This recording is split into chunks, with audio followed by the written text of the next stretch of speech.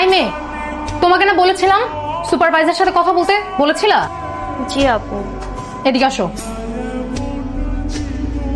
তাহলে যাওনি কেন এখনো রুম থেকে?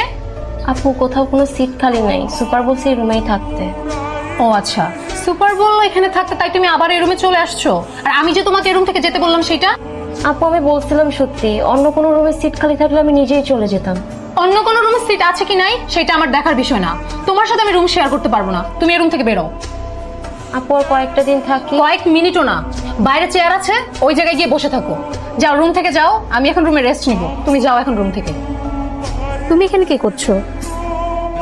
আপু আমি রুমে ছিলাম, ভাল লাগতেছিল না, এর জন্য ছাদে আসছি।